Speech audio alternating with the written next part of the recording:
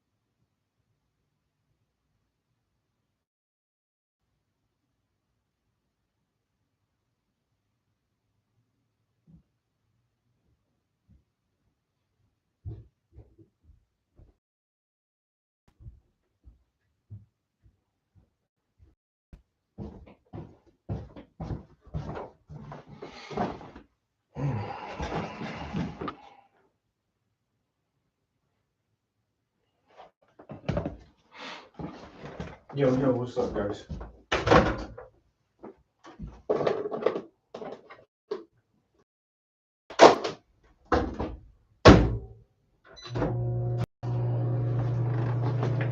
think I need something to eat. It's way past my lunchtime. Or well, way past the time I would normally eat lunch.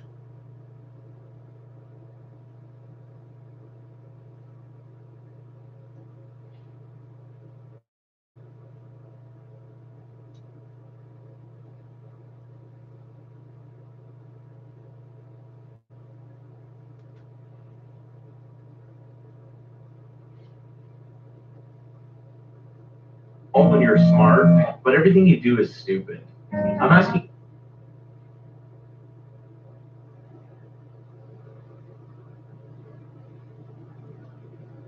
when you're smart. What is it called when you're smart, but everything you do is stupid?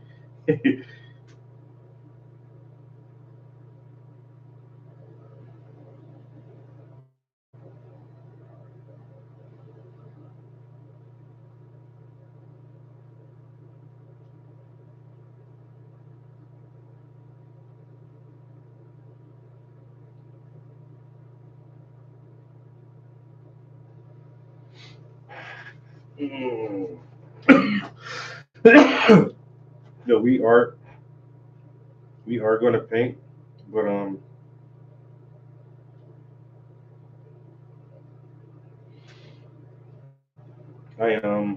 I gotta eat first. So I just I normally eat lunch at work, but I left work early today, right after my prison class, and I just haven't had lunch yet, and I am extremely hungry right now. So if I eat downstairs, I probably won't make it back up here. So I think I'd rather eat in the studio and then paint for an hour or two. Probably try to paint till about 3 o'clock. But as we speak, I am currently downloading a brand new video game.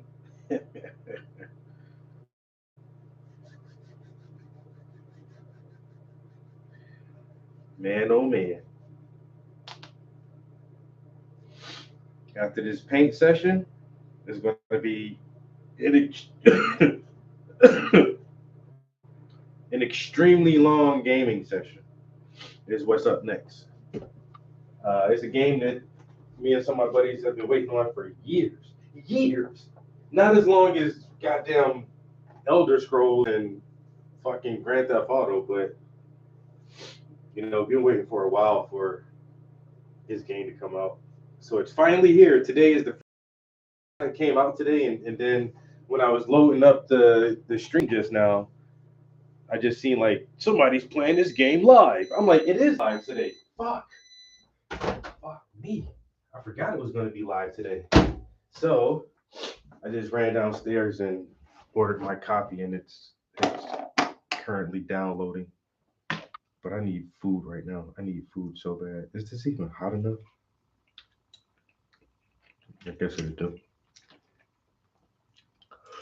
Man, I need. So this is how I pack my lunches for work.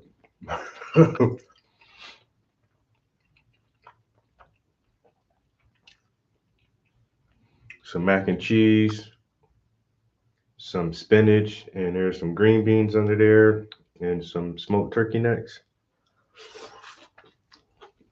And this is why I meal prep. So I don't ever have to worry about what I'm having for lunch.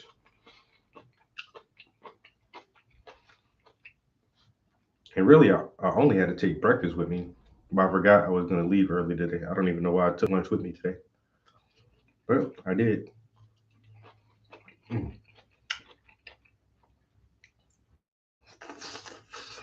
mm. My first instinct was to click on that new video gameplay and watch other people play it, but I'm like, fuck that. I don't want any spoilers at all because the last version they put out, it didn't have like a story mode or a campaign mode to it. It was just online only. But this one has come back with a story mode. So I'm gonna run through that before I even try to play it online. Man, I hope it's a good story too. I ain't even gonna lie, the last Call of Duty story was pretty good. A little short, but it was still good.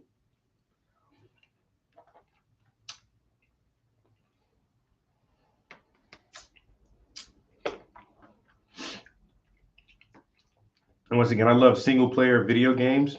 Like, if it has a really good plot and story to it, it's like a movie. That shit is like playing a movie.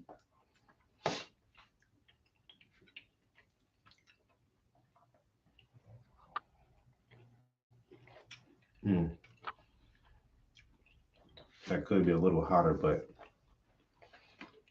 I'll let it slide.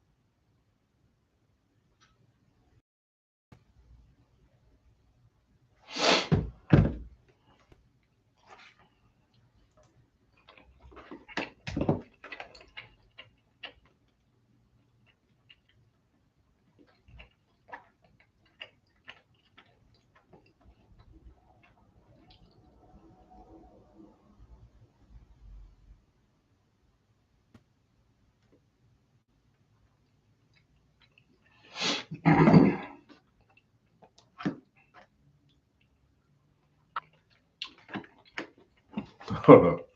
Hey, Wendy. It is now the weekend. Yo. Oh my God, we made it. After pulling 3 fucking shifts in one day. That's outrageous.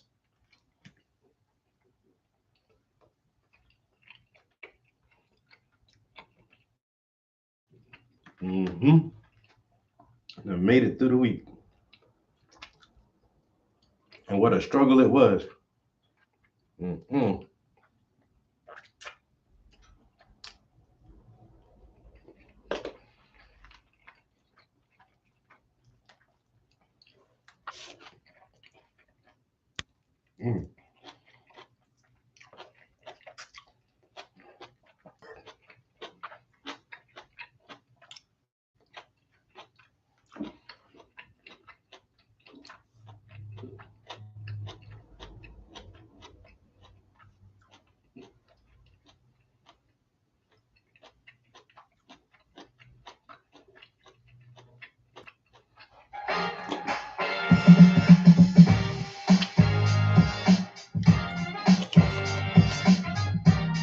In this clip, I bring back a conversation that Joe and Bobby Lee had on Bobby's weird trip to Israel. I think it's relevant given the current geopolitical state America finds itself in. Check it out. I want to talk to you about an episode that I saw. You having Both? to Israel? Was that on that or was that somewhere else? What was that? What was that like? Tell me what happened. Do you not want to talk about I it? can do it. Because I'm not saying anything Spinach that's like and wrong. beans. It's just something that happened. I get a call from Steve Byrne. Okay. Steve Byrne is a comedian based out of Los Angeles, FYI. And Steve goes, "You want to go to Israel?" How long ago was this? 14 years ago, maybe? Oh, okay. Yeah. Okay. 12, 14, I don't know. And I go, "Why? I don't want to do a show there." And he goes, "No. I got a call and they're flying out a bunch of comedians and actors and it's a free trip." And I go, "Why?" "I don't know. They just want to show us the country." "Sure." And you get nice hotels, free meals, and you get a tour of like. So you're not performing? No. Nothing. Okay. This to me is already a red flag. Nothing in this world is free. So I went there with Jamie Chung, Brian Greenberg, they're actors, and Steve Lopez went out, George Lopez. Okay. And we went out there, and then when we got there, they were like, "Welcome." We're like, "Thanks." And they were like, "But every day you have to tweet how great Israel is."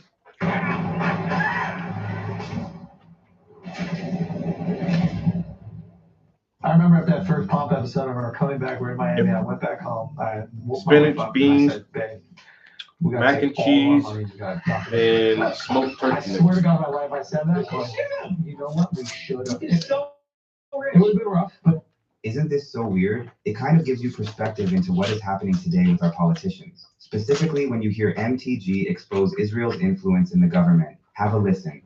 AIPAC is not registered under FARA, under this law that requires anyone coming to lobby a member of Congress or a senator or department of the government, the federal government, on behalf of another country. So AIPAC argues, oh, but we're Americans. Yes, they are Americans, but they are coming to Congress and to the federal government asking on behalf of Israel. Israel is the only country I know of that has incredible influence and control over your colleagues. AIPAC takes every single that they can. Freshman member of Congress, the first year in Congress, they take them on a very special trip to Israel in August. August is our recess. It's our month-long district work period. That's the Dems and Republicans, or just Republicans? They take both of them. The new freshmen and members of our leadership all went and they did that trip. Here's what else they do. AIPAC takes influencers. They take really big people like you. They want you to come over there. They want to pull you in because they want to pull you on their side. And why is that? Okay. So Congress, every single year, annually, Israel receives, and we have to vote on it. It's a yes or no vote, $3.8 billion in funding for Israel. But why is America having to give Israel $3.8 billion? If they're doing so great and they're funding healthcare and college, and their government is their economy is doing so well, their tax revenue is so good that they're less than $400 billion in debt. Why is dead broke America having to spend $3.8 billion? Every day. Yeah, like put out a tweet. They told you have to, and they didn't say anything about that before you left? I don't remember them saying it before. Might have. They could have. Or maybe they said it to Steve, and Steve conveniently left it out. I don't know, but I do know that I feel like if they did say it, that I would have questioned it. Right. You know what I mean? Yeah. So I don't know. Where. So this is the early days of Twitter, right? Yeah. So when was Twitter's only like 12 years old? Did it go there? I don't know. How old Twitter? Oh, there it is. Israel Unfiltered. See, 2006. Yeah. Look at that. So 2006, when was that? Look at your face. Yeah. I have to tweet. Yeah. That specific article is from the Times of Israel news outlet. It highlights Asian American support for Israel. Given what Bobby has said already, it sounds like Israel is spending a lot of money on their image. Comment below if you think this is normal or weird. But here's what happened. As I tweeted the first thing, I already knew, like, oh my God, I think I'm in trouble. Wow, what'd you say? I just said, Israel's great. They're beautiful people. You know what I mean? Okay. And then, like, it would just like, and they flew us out here for free. And then you would just get 1,000, like, you know what I mean? Like, Palestinian, and go, you mother, and just, it was like negative. And there was these gigantic wars that would go on in the comment section. Oh boy. It just got really uncomfortable. And then I just remember, there I am. Too. Nice hat. Yeah. I used to wear that all the time. I look cute with a. Is that the famous wall? That's the wall, yeah. What did it feel like to be around that wall? That wall's old as fuck, right? How old is that wall? Just a little backstory into the wall in the picture. The Western Wall, or Kotel, is an ancient limestone remnant of Jerusalem's Second Temple retaining wall in the Old City, Judaism's holiest accessible site. It lies closest to the This is former crazy. Holy of Yo, what's up, Holies everybody? on My Temple bad. Mount. I am Millions trying to have go here lunch yearly. and This ceremony watch the notes road into real its quick, crafts, guys. symbolizing We will be the painting, profound though. spiritual connection. I put a note in it.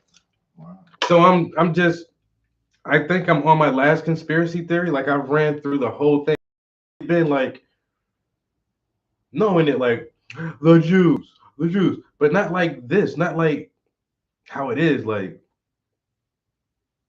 And so some people think I'm obsessed with this whole Israel, Gaza, Palestine shit. And I kind of am, because I really thought, like, I had most things, like, kind of figured out that, the average person may not even think about. But this is some shit that everybody seems to know, that Israel runs America. And it's not like they make it seem like it's a secret, but it's not a fucking secret.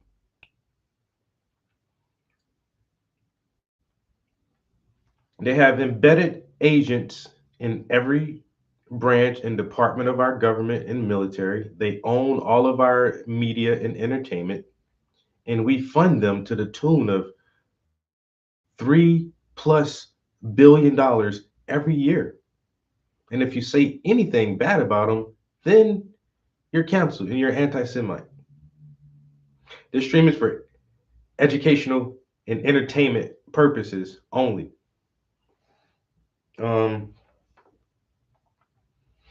So yeah, just hearing this comedian say, "Oh, I went to Israel over a decade ago, over 10 years ago." They said, "Yeah, I want to just fly you out, show you my country.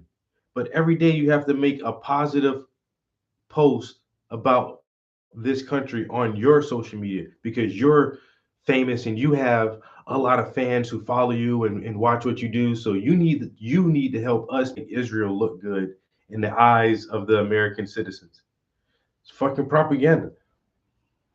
And I guess, like I say, everybody has always known this, and we coddle and baby Israel so fucking much that Smoke Neck Bones. Well, I had some green beans and some spinach and mac and cheese and smoked neck bones, but that's all the greens are gone, and my macaroni is almost gone, and I just got some neck bones and beans left. But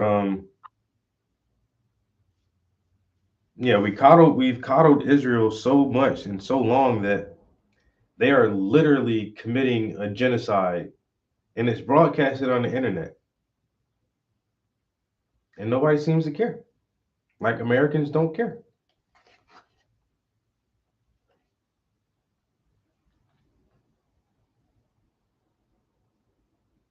I'm telling you, man. He said they told them specifically you have to post something every day that's positive about Israel.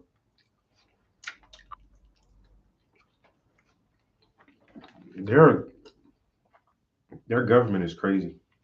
You could write little letters, you know what I mean? Letters to Jesus. Yeah. And you put it in there. Jesus, when you come I think back. mine was like, let me get more pussy or whatever. But Nice. yeah. But then toward the end, I was just like, I gotta get the fuck out of here. I think I was like, How many tweets did you make, and did you keep going after they were attacking you?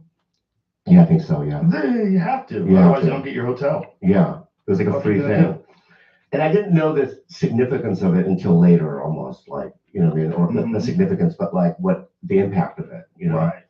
because I, you know, obviously, you know, I mean, obviously I have my opinions about it, you know what I mean, that I'm keeping myself, but it's like, you know, it's not all fully aligned, you know what I mean, with what people think that it should be, you know.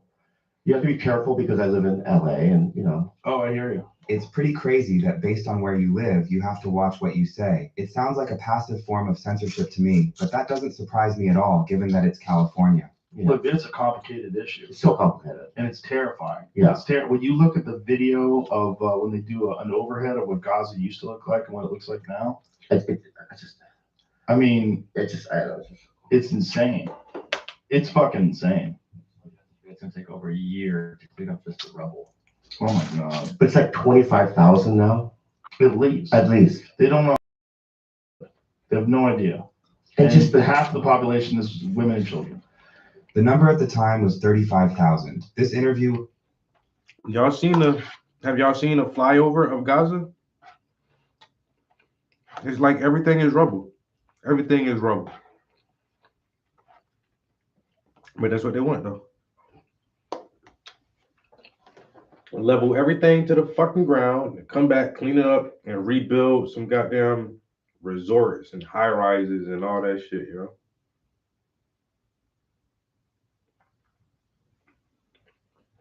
And they're gonna pay American companies the contracts to go over and do that shit. That's why America like funding a lot of wars, because when shit gets fucked up, they're like, all right, if y'all gonna go blow this shit all up, you need to give us the contracts to come rebuild. You know, they get paid on the front and the back end.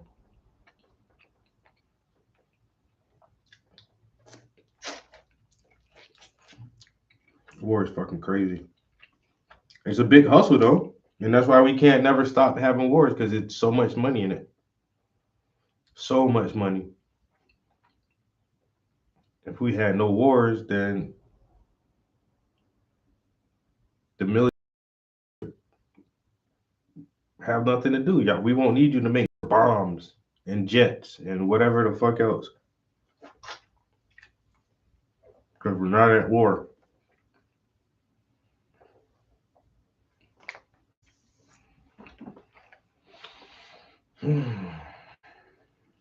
May 15th, 2024. Fast forward to today. Estimates say around 67,000. That's almost double the death toll. Pretty sad, man. And the trauma Uh-huh. and the fucking, famine. It's just, I just can't even comprehend it, really. Yeah, and the Israelis tell you that it's necessary, and that they have to get rid of Hamas, and this is the way to do it. But just I mean, I believe that. I believe that. I believe that maybe that should be, but I think the approach could be different. Yeah. Right? I don't know. I don't have any expertise in war. Neither. But I'm horrified that they can just shoot missiles into buildings. And they tell people to get out, but then they bomb the areas where they're going to. It's so dangerous.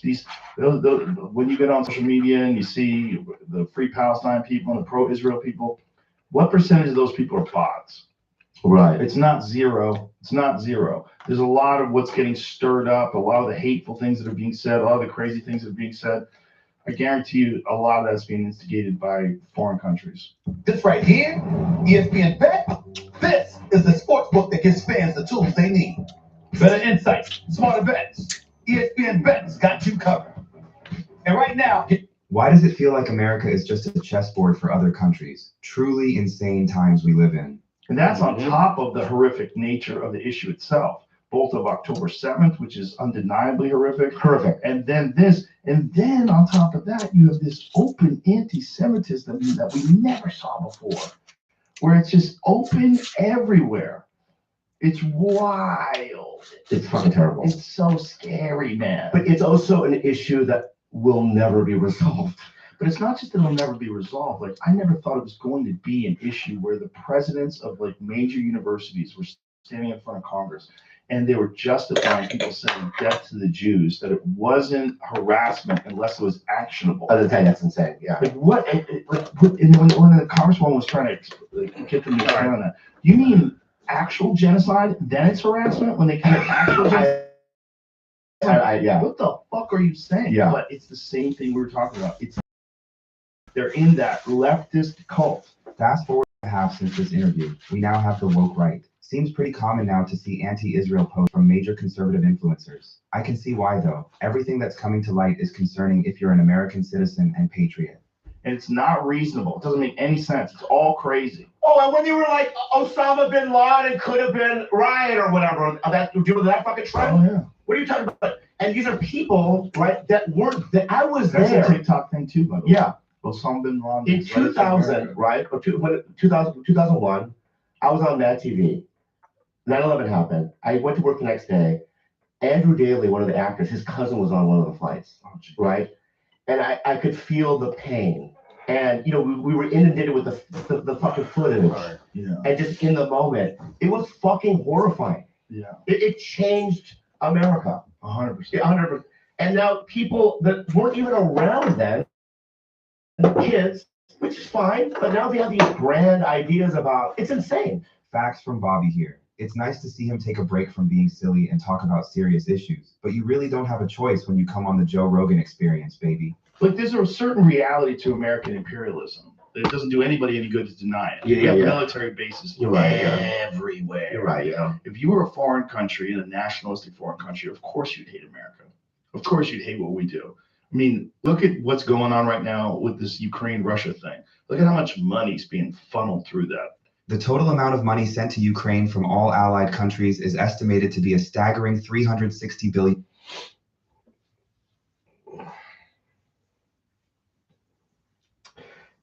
See, this is why I like to listen to both sides of an argument, agree to disagree, and even sometimes agree on certain points or certain topics with a person or a group of people and not agree on everything else sometimes.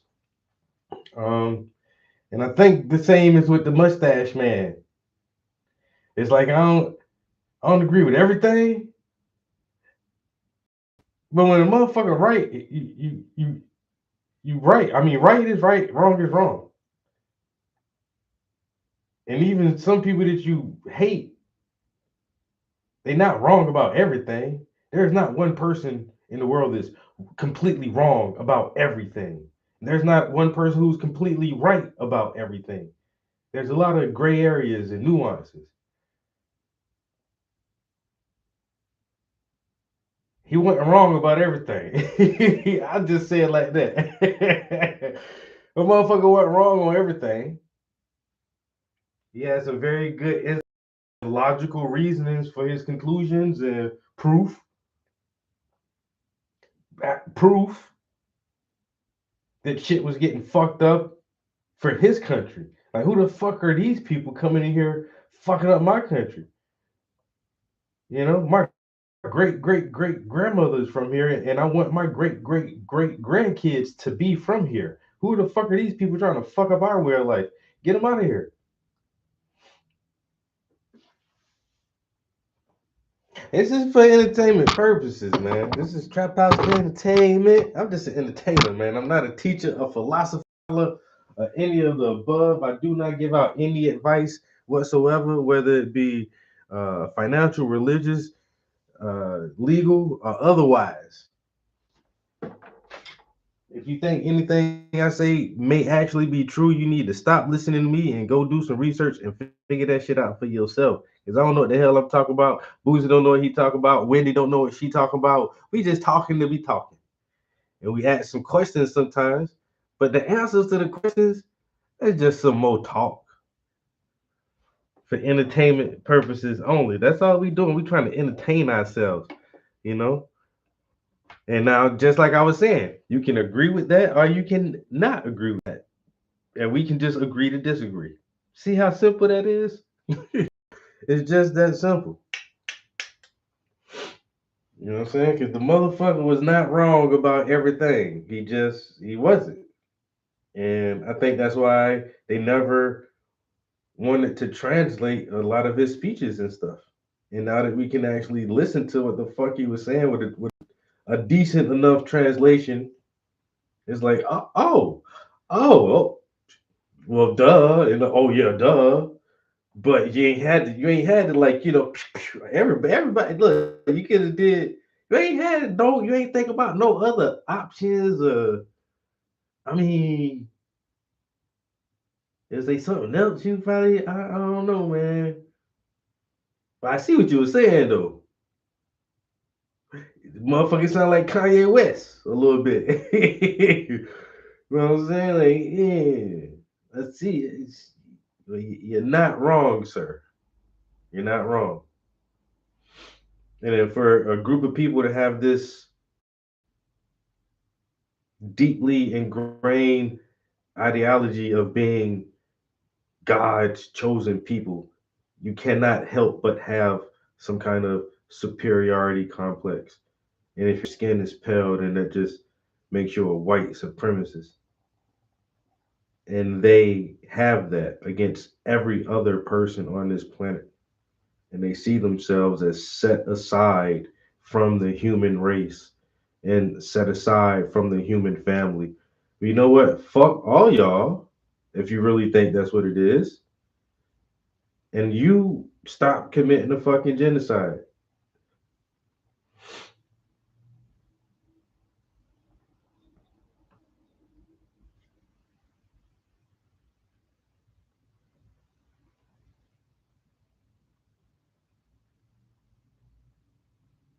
Man, look, niggas can sit around and talk about killing each other all day and write it in the song and play it on the fucking TV and videos and everything else. Nobody won't bat a fucking eye, bro. Nobody.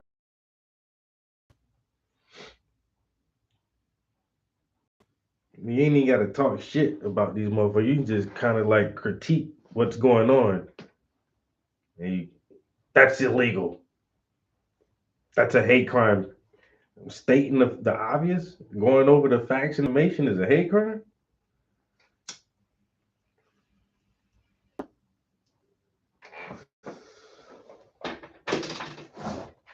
Hey, This is the times we live in, man. Shit crazy as hell.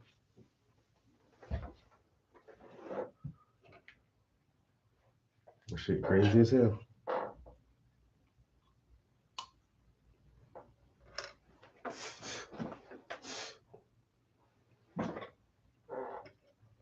Man, my little 2 cent, little food for thought. I'm just trying to sprinkle something in the conversation. I feel you.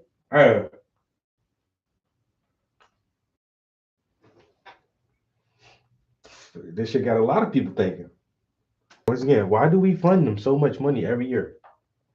Over $3 billion a year, but you tell niggas we can't find money for reparations.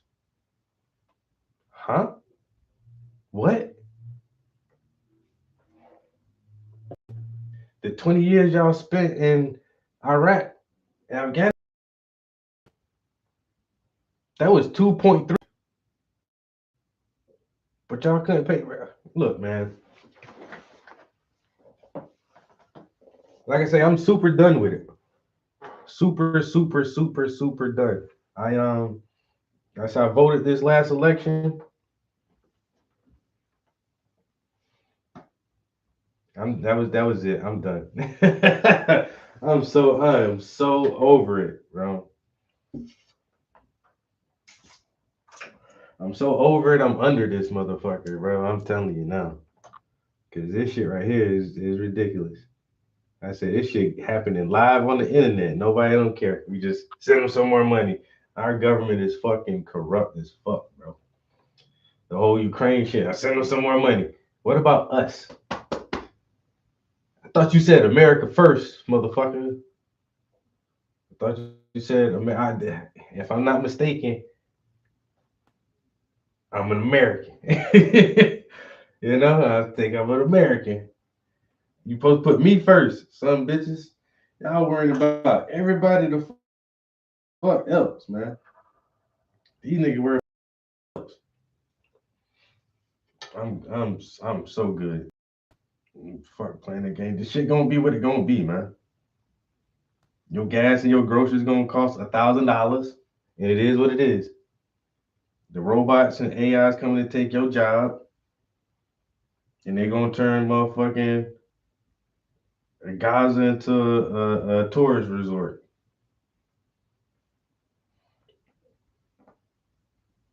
You know what we gonna do, man?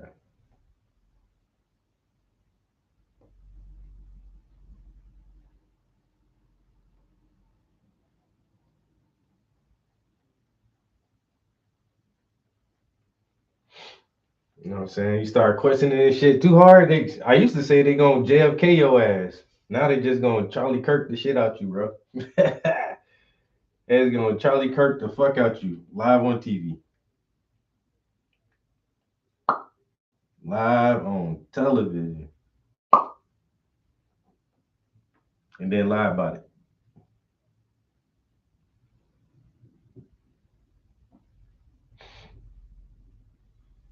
What a great tragedy.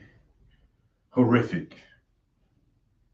So many lives lost. Young people. Y'all don't give a fuck about that shit, man. The rhetoric.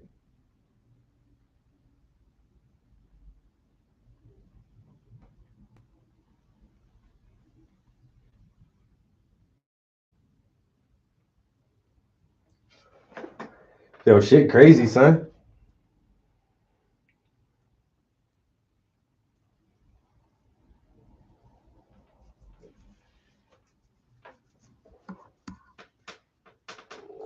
Super done, super fun. Man. I'm over it. I mean, it's like what it was like at the end of like the Roman Empire or the Persian Empire or whatever, like toward when these other empires collapsed, the Byzantine and everybody else, like was it always struggle and strife right towards the end? Did the citizens not see the decline of their way of life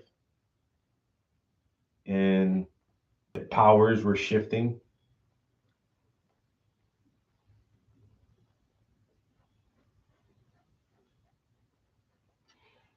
I think that the average American is definitely feeling some stress lately, just about where the leaders, what direction are they actually trying to take us in? Will we be prosperous for another 100 years, or will my great grandchildren be fucking serfs ruled by some foreign powers or some shit? I don't know, man.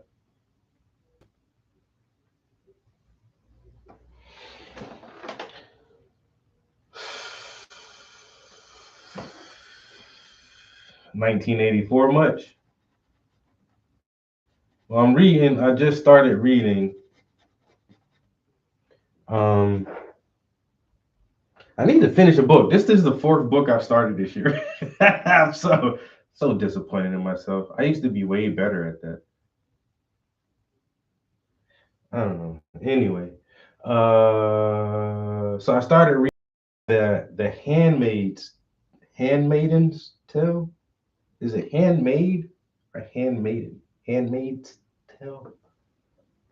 And so the only reason I started reading it because, well, I've had the book for a while, actually. It was a birthday gift. I think somebody got it for my birthday. It was a coworker, and it wasn't this year. It was probably last year they got it for my birthday. And it's been sitting at my desk at work this whole time. Like I've never brought that book home. It's just been there, and I was like, if I, I told myself, well, if you're bored on a lunch break or something, you can, read for like 20, 30 minutes or so.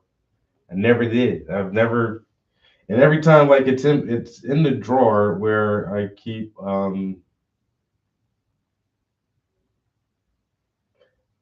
my headset from my computer. So every time I have a Zoom or I got to listen to a training or something, I open the drawer and I just see the book in there.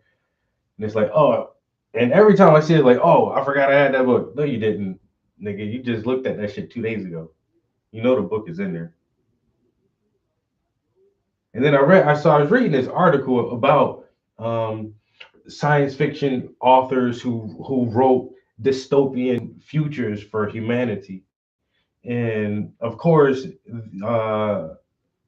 Brave New World in 1984 are always right there at the top of the list of, like, if we don't watch out, this is a possible scenario. But then the Handmaid's Tale was on that list, and I'm like, that's a book about a dystopian future. I was like, why didn't I know that part? And so just by seeing it talked about on the same capacity as those other two books, because I have those in my collection as well. And it's like, well, I guess I got to read this now. If it's one of these, what if society collapses, or what if governments or corporations take total control over the peoples of a nation? How would that actually turn out? And so I've only read like the first 20 pages of it, and I don't know. I like the author's writing style. She's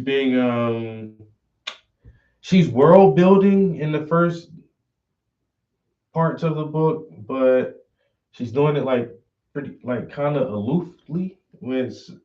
So she's telling things, but she's not giving like a lot of details or a lot of information. She's like piecing stuff together extremely slow, which isn't bad, because it's kind of hard to jump right into a alternate universe. But it's apparently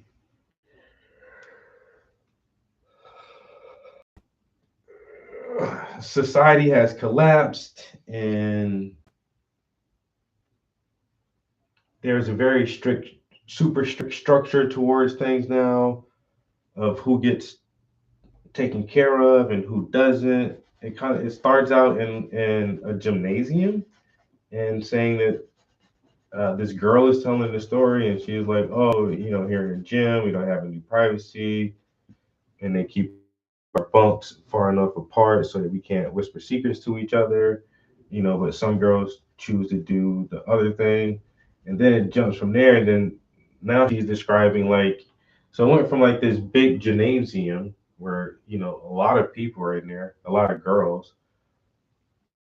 And then she said, oh, now she had like a private room to herself with a sitting chair and a window that could open a little bit and she can see outside. And then it goes to her being delivered to another house, the wife of the commander, and she has been to two other places like this that just didn't work out for her. And this is her third place. And she recognizes this lady as an old TV star. But it's really, I don't know. She's moving kind of fast without feeling like a lot of information. It's like very vague about what's going on and why does it work this way.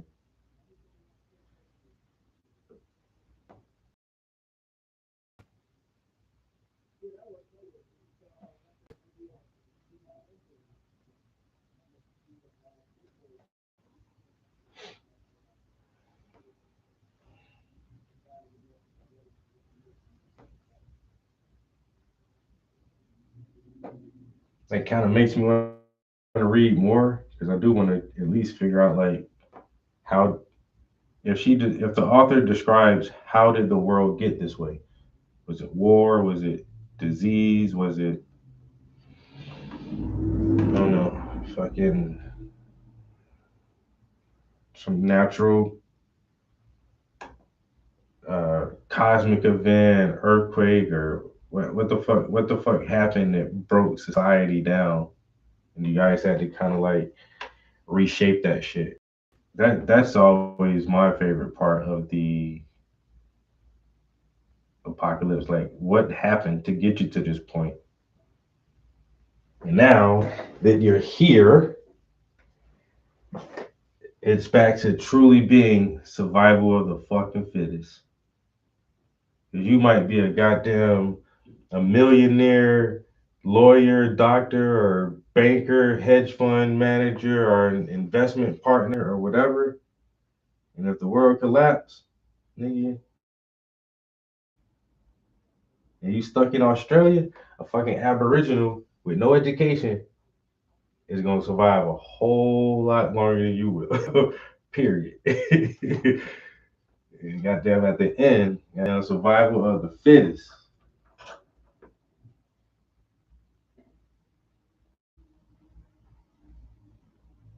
Fucking the book of Eli and everything else.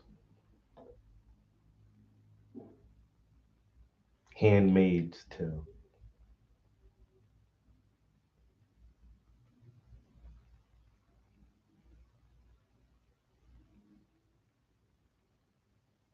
Gillet. So I don't know. I know it was a TV show. I saw some of the previews for it, but with me, like if I read the literature first, I don't think I'll watch the shows afterwards. Like no adaptation ever lives up to the original source material. So it's just like, I'd rather not. Like,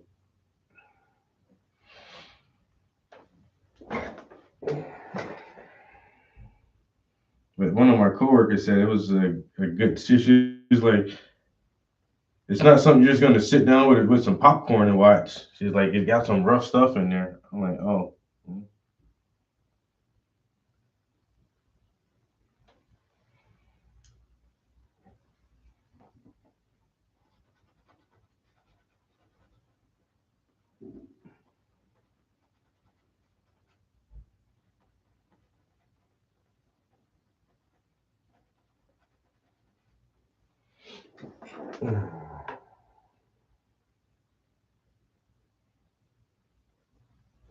Yeah, see, even I don't think they even mentioned the name of the city or country or whatever. They just said in one part they were going to the market, and then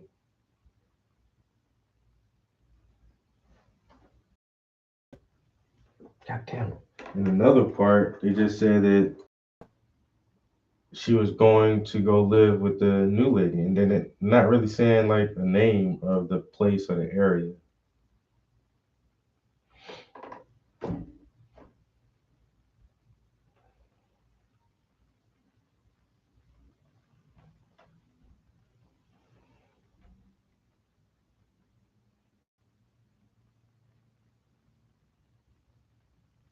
I'll be damned.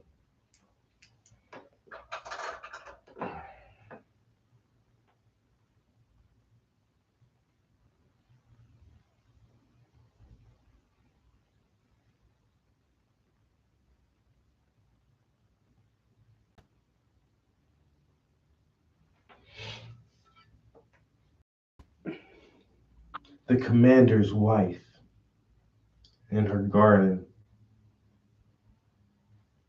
I think this commander, well, the lady of the house, this wife right here, she's a cigarette smoker and a knitter. So she brought her in the house and brought her into her sitting room, and she saw that she had like a bunch of knitting supplies everywhere.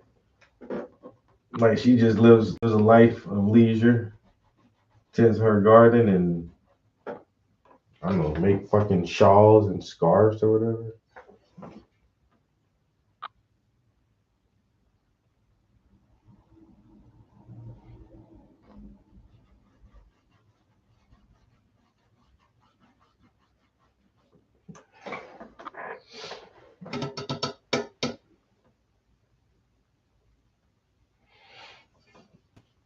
Yeah, yeah, that's what they said. Like it's she was like, yeah, some roughness in there, a little bit here and there. I'm like, yeah, yeah.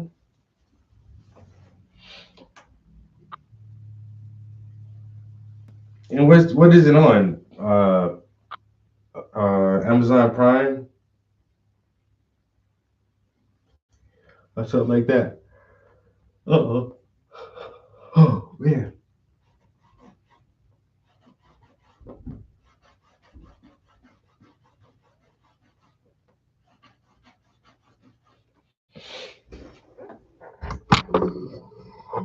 Hulu.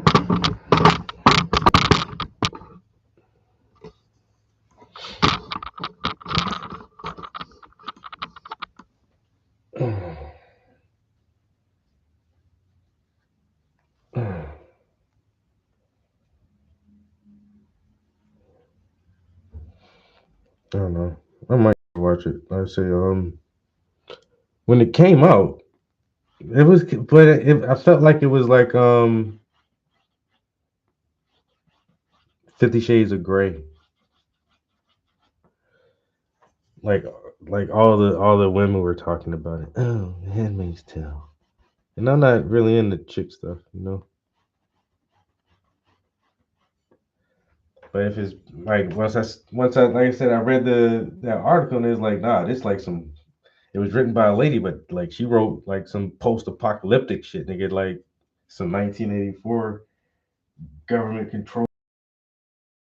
That shit about, and women was liking that science fiction shit. I ain't know it was like some shit like that. Let me go ahead and read this book. See what this shit about. Miss Margaret Atwood. I think that's the author's name. Margaret Atwood? Atwood. I think so. Margaret Atwood. Marguerite.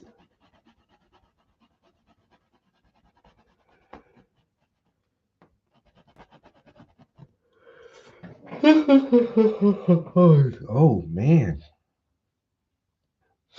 Is it me or is it me? Or is it me? Ain't no time to sleep, boy. You got that goddamn game downloading, boy. You gotta get ready for that. High energy, high energy. Okay, we about to do some gaming tonight. I got a new game. I got a new game, and we doing some gaming tonight. Am I finally gonna write a song about playing video games? No, we remember like last year we were saying something about a Call of Duty song or something. Doing some gaming tonight.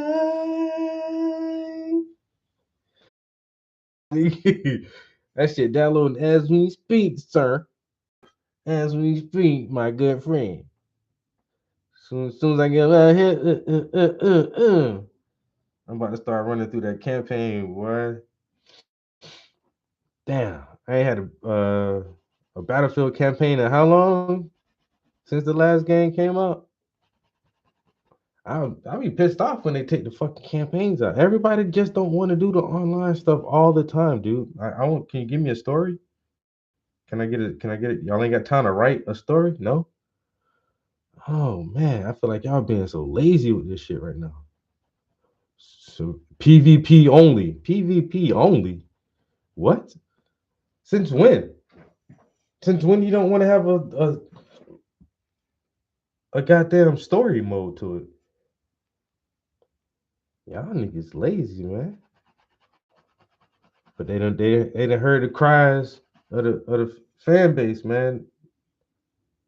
Yo, y'all make another one of them shits, man. If y'all don't put a motherfucking campaign mode in there, I ain't buying it. Cause I swear on everything I fucking love, bro. If this shit didn't have a storyline to it, I wouldn't buy that. I wouldn't have bought that shit. If it was another online only, I'm good. I'll just keep playing goddamn Call of Duty.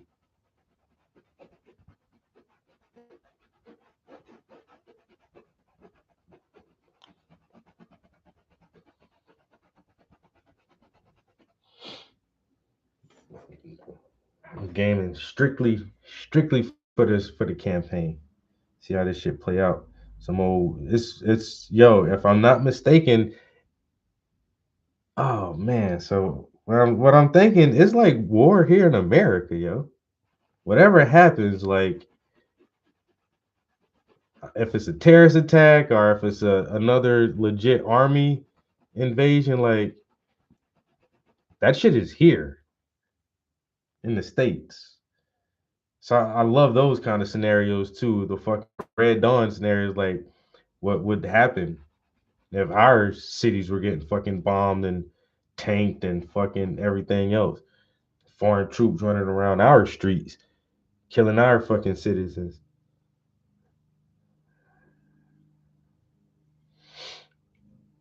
Americans don't think about shit like that, man. We done had too much safety for too long. Even 9/11 was a wake up call, but that was also a false flag. And most young people now don't even know about that shit. Like our attention span is getting shorter and shorter and shorter, where that major events only take a few years to fade from memory.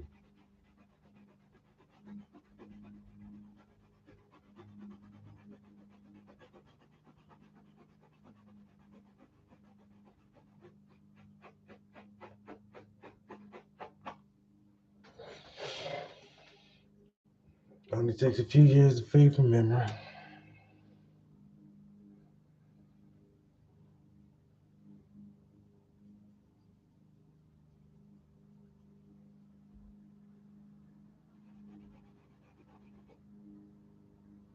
Omizu. Oh, guys, I got a new song too. I should have played it earlier when there's more people in here. Um, I forgot about that. Only me and Wendy listened to it yesterday.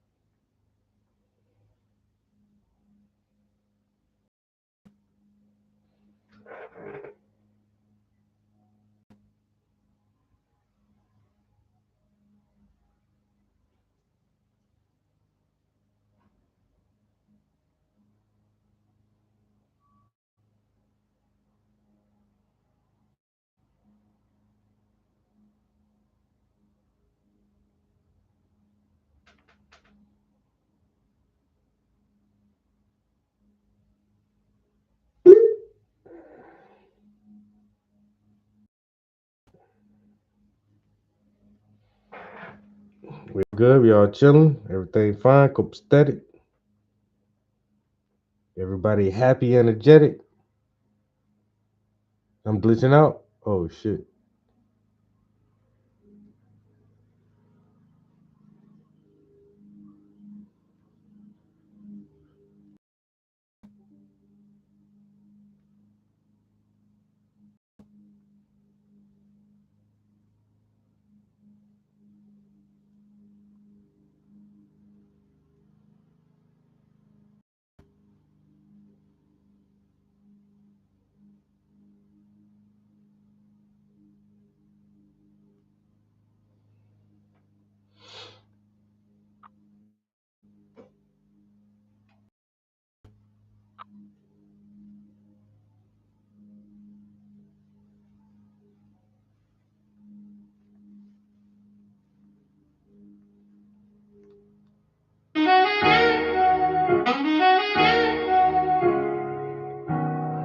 No matter what, we're gonna make it.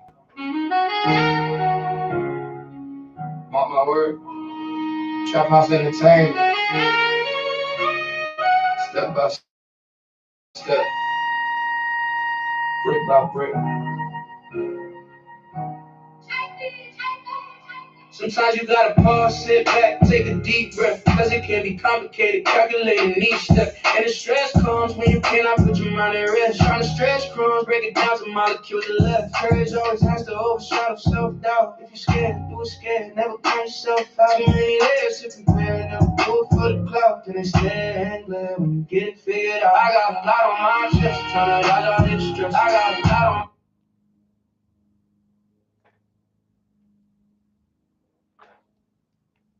What's going on? Is it my speaker or is it the app? I don't know if it's, I think it's the Suno app is acting funny right now.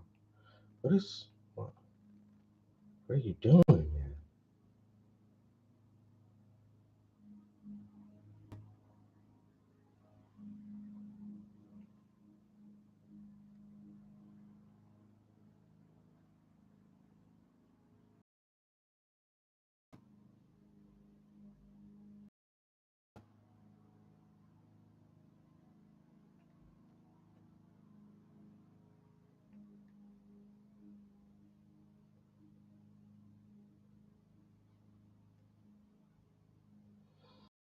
Oh my,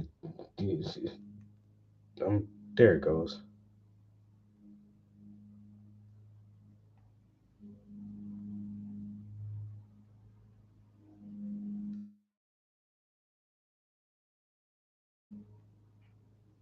No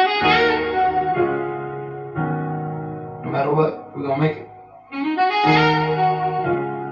Mark my word. Trap House Entertainment. Step by step. Brick by brick. Sometimes you gotta pause, sit back, take a deep breath, cause it can be complicated, calculating each step. And the stress comes when you cannot put your mind at rest. Trying to stretch crumbs, break it down to molecules of left. Courage always has to overshadow self-doubt. If you're scared, do it scared, never count yourself out. Too many layers to compare, never do it for the clout. Then instead, glad when you get it figured out. I got a lot on my chest, trying to dodge all this stress. I got a lot on my plate, and it's hard to dodge it. I got a lot on my mind, you probably know the rest. Cause when it's hard times, we just try to do our best. I got a lot on my chest, trying to dodge all this stress. I got a lot on my plate, and it's hard to dodge it. I got a lot on my mind, you probably know the rest. Cause when it's hard times, we just try to do our best. Yeah, we all got it. Deal with the day-to-day struggle, so we need to do it bigger. Shouldn't you to be subtle? Gotta reach for the stars. Like the hub of isolation, cause the pressure take yourself out of the bubble. I know it's hard to handle pressure, plus the color of your skin. Gonna make it as a target, and they always take offense. Got no time to reminisce. Gotta press it like a bench. Push that weight up off your chest. Stand tall and represent.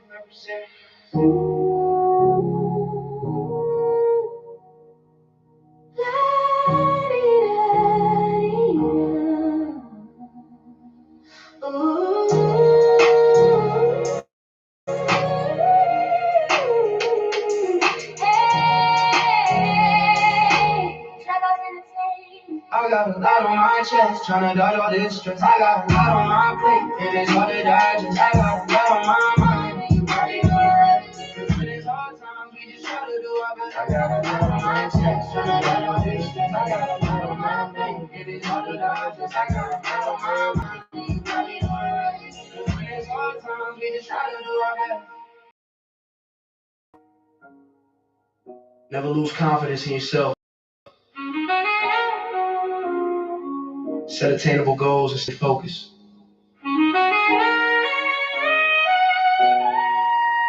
And always put purpose over pleasure.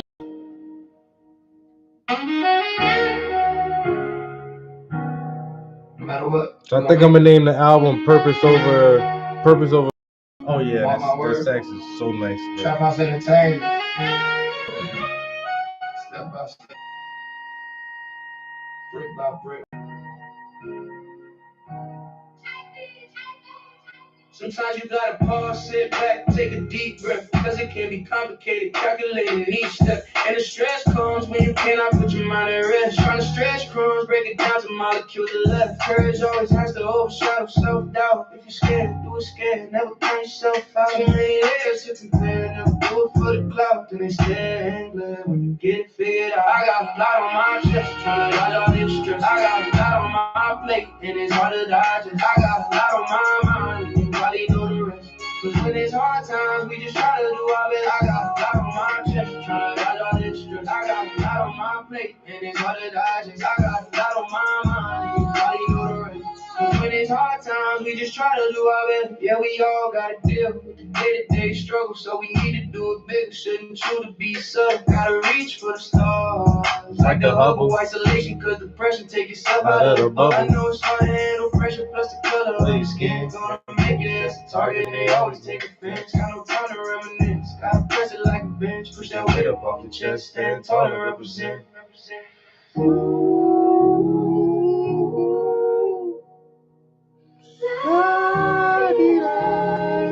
I told y'all let's go do that shit, bro.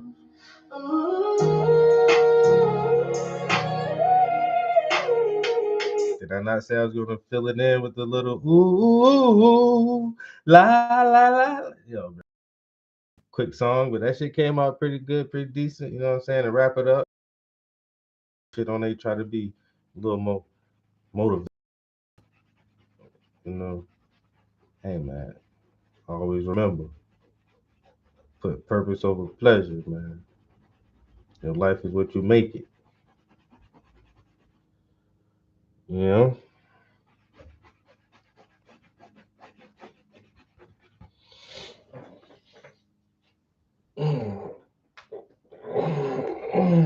How long have you been writing this album? It's been a couple weeks now, so I think that wraps it up. I got a beat. I meant to roll this thing one more time, but I forgot to put the lyrics in it, and it just gave me a beat. But that shit hard though, man. I might write to the beat and then extend the beat with my lyrics.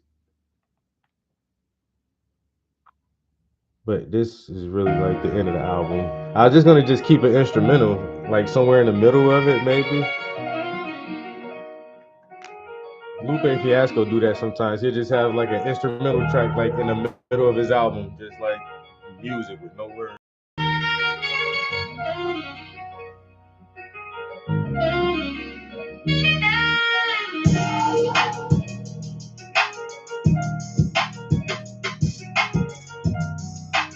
This sure here go hard as fuck though.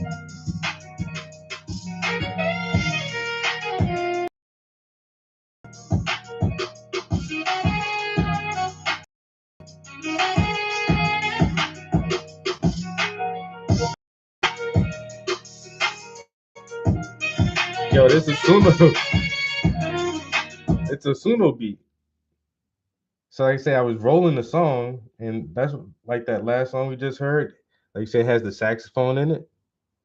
And so I tried to make another version of the song, but didn't put the lyrics in it. But I still had the prompt. And so it just made a beat from the prompt. Okay, the prompt is rap. Okay, don't laugh. Rap, trap, thug, East Coast gangster rap, ambient, melodic, finger snapping, saxophone, soft piano. So that was the prompt. So it gave me that type of beat when I didn't put the lyrics in there. Just like, oh, you just want a beat like that. So it still had that saxophone and what else I said? Melodic, kind of East Coast rap type beat. But it's so nice, bro.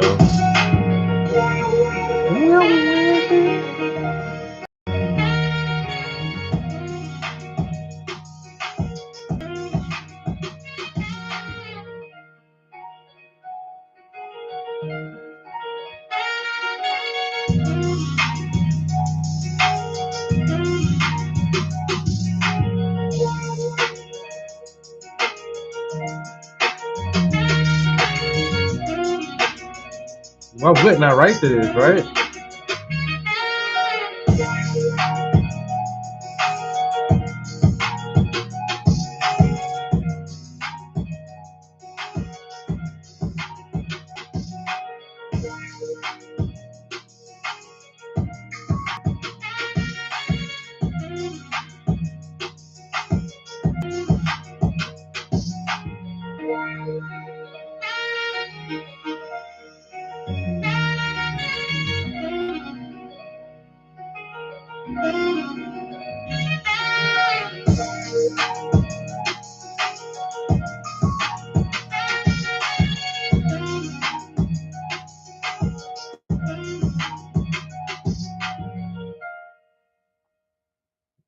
Right, bro. Hey, you feel yo, that shit is so sweet.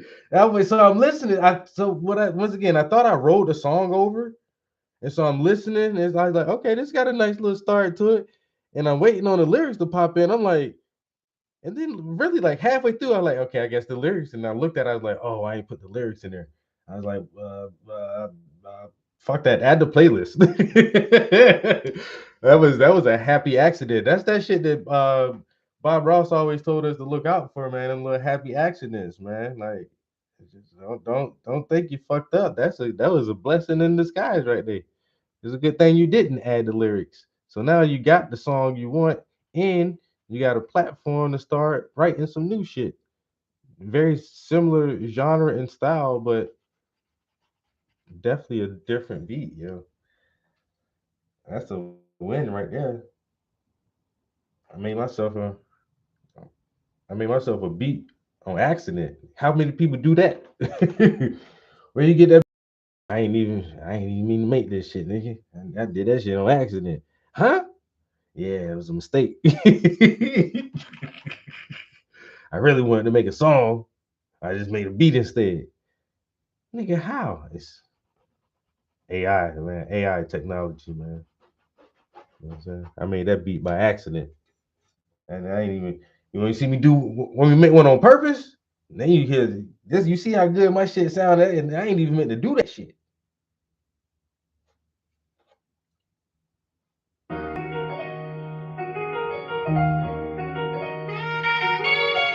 Well, I've actually made a couple of beats on, so I've written to a Suno beat before. I have one. I have a photo on here.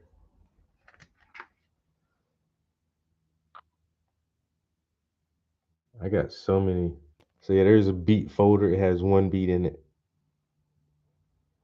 But I didn't use it as the platform for the song. But I was gonna do that. I was gonna make a whole beat album. Damn, I got so many different Suno albums or projects going on here. It's a lot of stuff. I gotta delete some of this shit. I keep forgetting about that Siblings album too. I need to bring that back to the top and actually do something with that.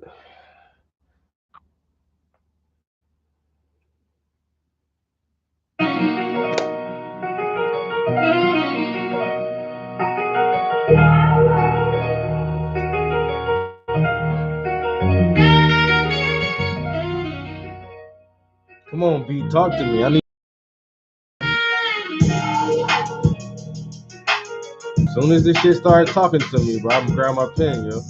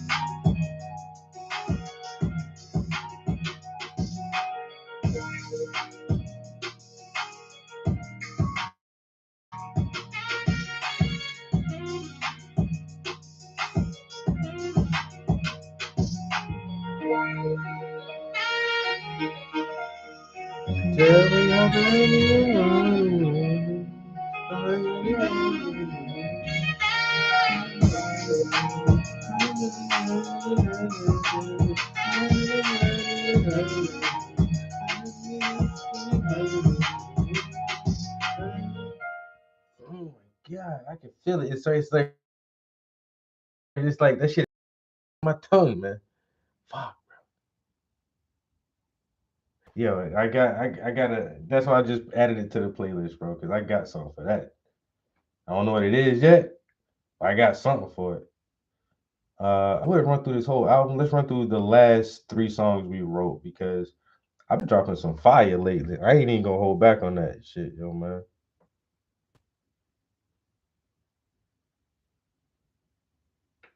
She said the Washington vibes. Our last 3 songs. Bars at the bars at the bars of some stupid, crazy lyricism from the underdog himself. You know what I'm saying? Hey, never count me out, nigga. Never count me out. Move on blind faith. Gotta move on blind faith. Sometimes there won't be no light. In the dark, dim shade. Sometimes there won't be no light. So yo, always gotta shine, because sometimes there won't be no light. Keep it burning through the night, because sometimes there won't be no light. I was born in the dark, homeboy, you just a tourist, but my roots run deep, so watch how I flourish in the meeting. I be leading like a tourist. If we beefing, leave you leaking like you porous, and I'm sturdy like a tortoise. On the Henny in the studio, a verse, another chorus, even though you don't adore us, and the girl you can't ignore us. On the horse, rocking Deodoras, I'm in God mode, breaking down the abstract, painted like Picasso. Gangsters in the compo, I promise you would not though. Don't worry about who got close, switch it up like a southpaw, and dodge them like an outlaw who got lost, and show them you are not soft, cause the dark is right before the dawn. Gotta move on blind faith. Sometimes there won't be no light. In the dark, them dim shades you. Sometimes there won't be no light. So you always gotta shine, because sometimes there won't be no light. Keep it burning through the night, because sometimes there won't be no light. When you're trapped in the darkness, you lose all friends, but you gotta keep walking when the sidewalk ends. Before you take a photograph, better clean your lens and watch for the shapes, because the snakes blend in. Feel the weight of the shadows like a noose on the gallows. I'm a beast in the battle, ain't a beef like a cattle, like a beef, and you shallow up the creek without a paddle. Riding like a saddle, I'm a newest on some new biz. I don't deal with foolishness, toss you in the newer biz. Blocking out the sun, that's a full eclipse. Depths of the void, I be running with some hooligans. Sims can't avoid getting played like a fool again. It gets dark when them lights go out. Caution got a plan, you're around. It's hard to see when your plans go south, and we all go black, so we can't stand out. On blind faith, sometimes there won't be no light. In the dark, them demon shades you. Sometimes there won't be no light. So you always gotta shine, because sometimes there won't be no light. Keep it burning through the night, because sometimes there won't be no light. Sometimes there won't be no light. Sometimes there won't be no light. Sometimes there won't be no light. No matter what, always bet on yourself. Let's get it. Yeah, look.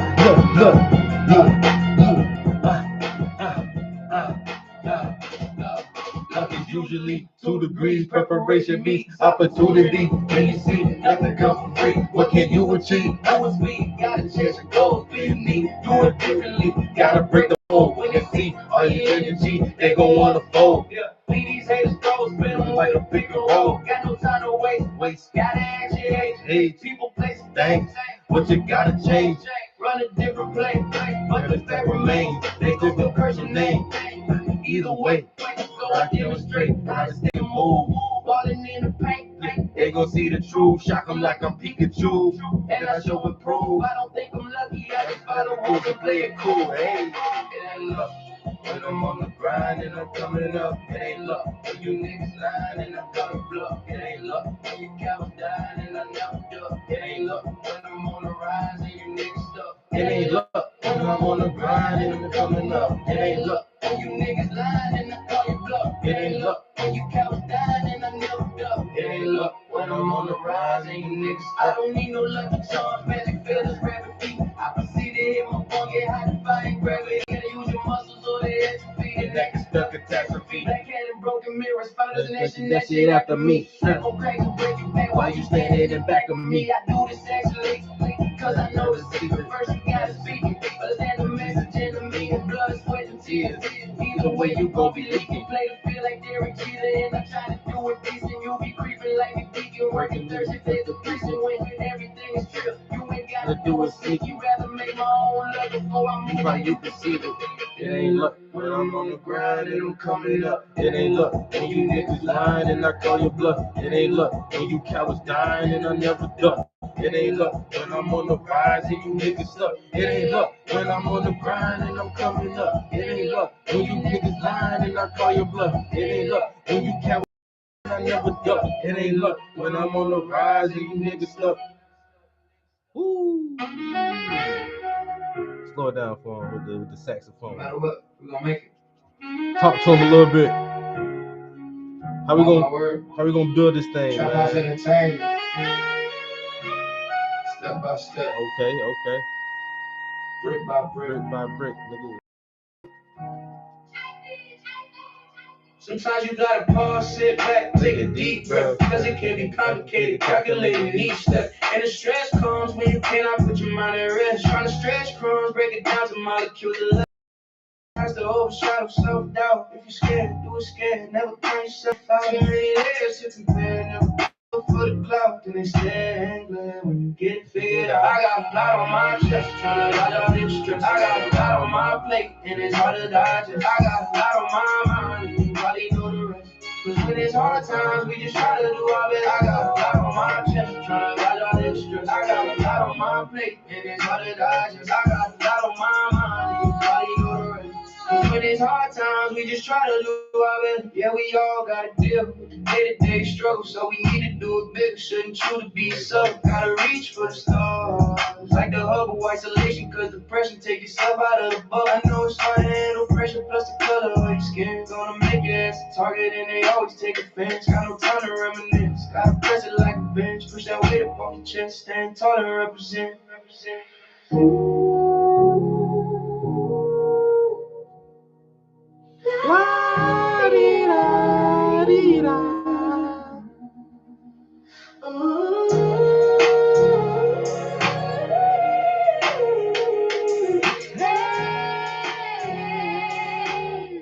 Entertainment. Hey. I got a lot on my chest.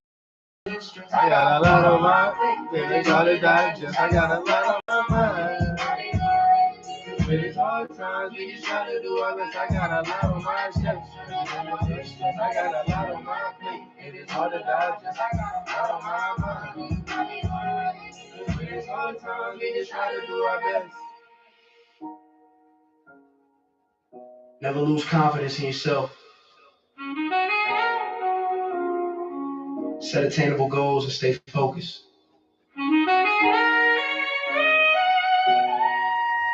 And always put purpose over pleasure.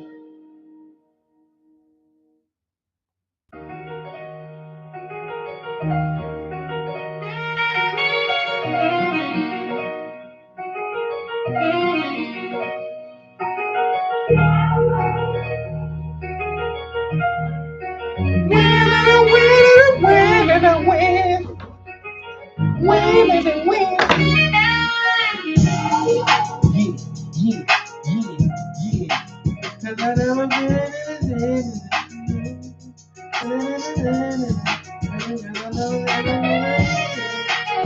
can't get the words yet.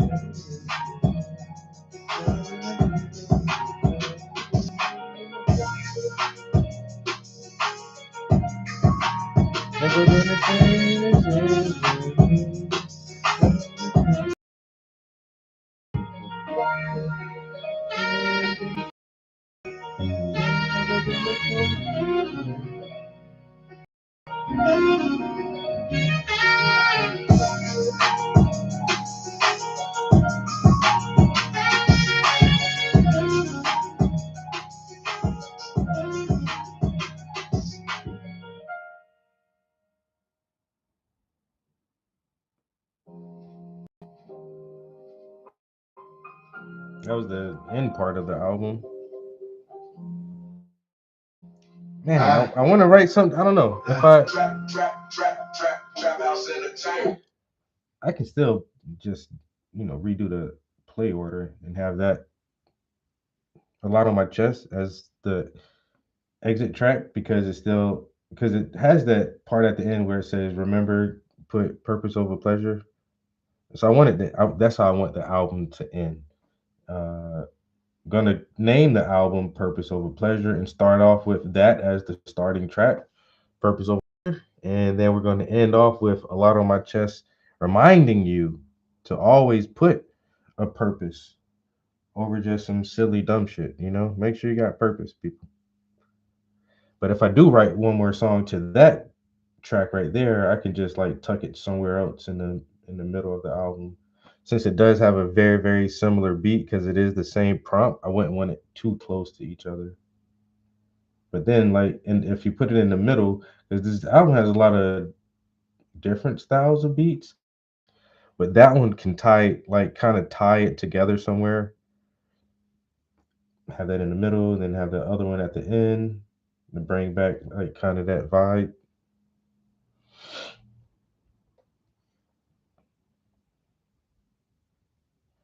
Just need to find one more song, one more topic to write about, or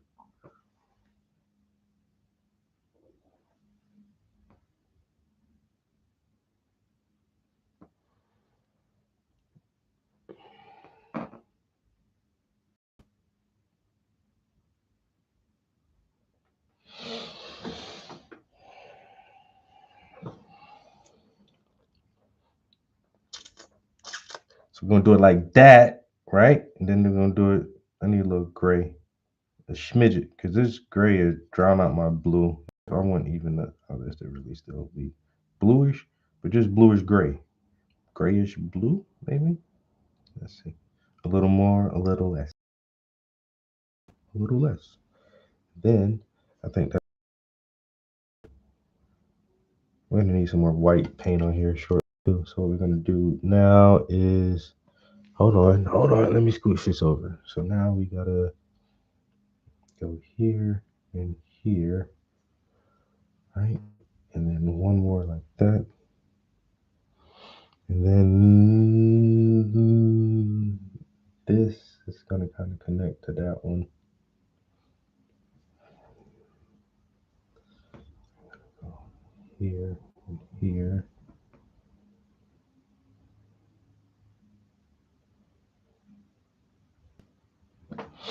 Kind of like that. Make it look nice and tidy. Gonna drag some of this around into this lower part of the shadow. The shadow gets kind of deep right there, so you don't want to smudge it around too much. Still want some of that crisp shadow on the underside of this cuff. Just a little bit like that.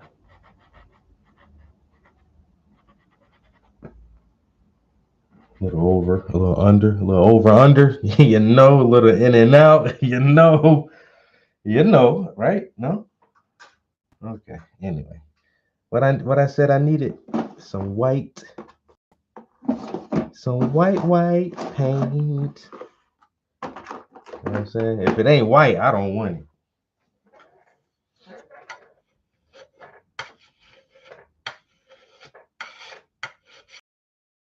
Break that. Yeah.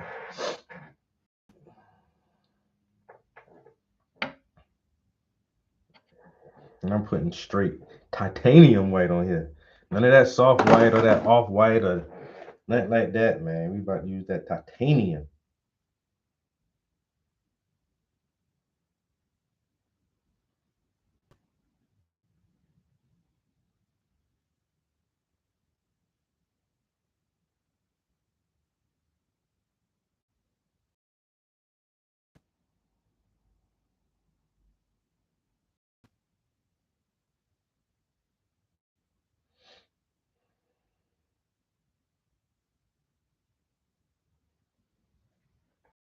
I want you to know this, but the reason we always ask for your insurance first before your registration is because we know with the cost of everything. For those of you who didn't see it yesterday, we're trying to crowdsource a peaceful revolution.